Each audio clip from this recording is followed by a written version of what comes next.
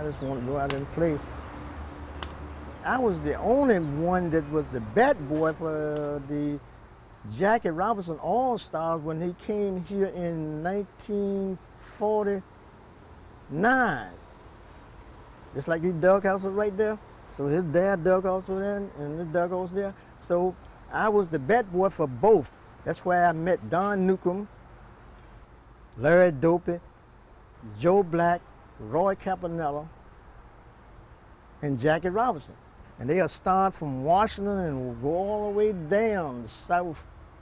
In every park that they played in, you would have standing room only, because they wanted to see their top black players. One morning, I sit down and wrote to Philadelphia Stars, and the manager, he had died.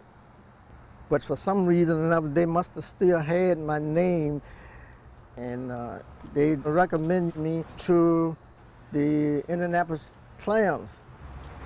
When I was coming off the field on a 3-day trial, I saw him looking at me, and I saw him did like this. And I was saying to myself, oh Lord, I know I'm going home. Mr. Bonnie Downs, he was the manager then.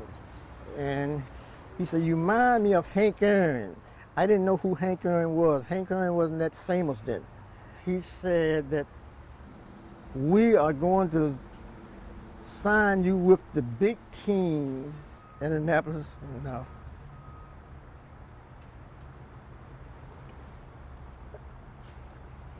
It was a good feeling for me.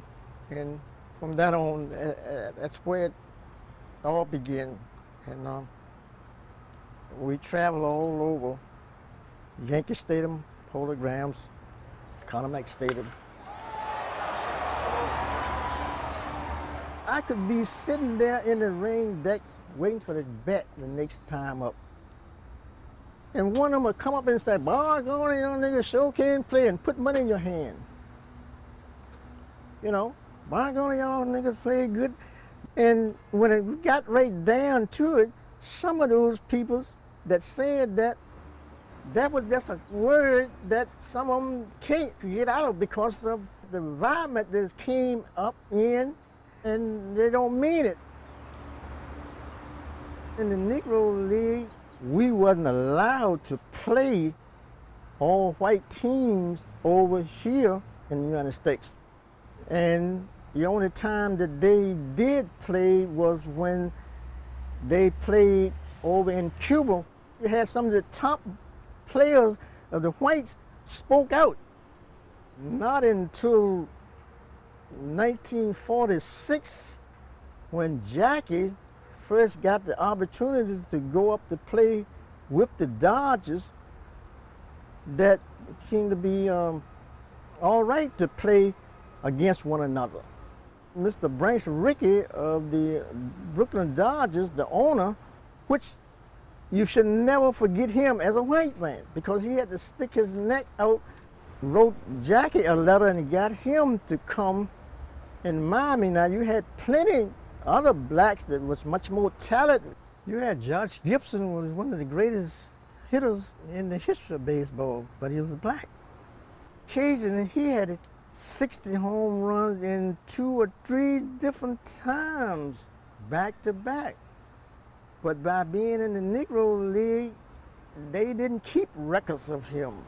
You had Satchel Paige, one of the greatest pitchers in the history of baseball. His control was so perfect that he threw so many strikes. He would walk out on the field and look up in the stands, and he would use the word something like all them chillins up there. But I'm just trying to tell you how gifted this guy was. I would like for the kids now to be more thankful for what these people did. Kids, when they come up, a lot of times kids don't know what they've been told to do and stuff, but you have to find some way to get over it. Can't go around just trying to fight the whole situation, because you have to kind of win it by knowledge and education. The guys that played baseball back in them days, they played the game according to the love of it.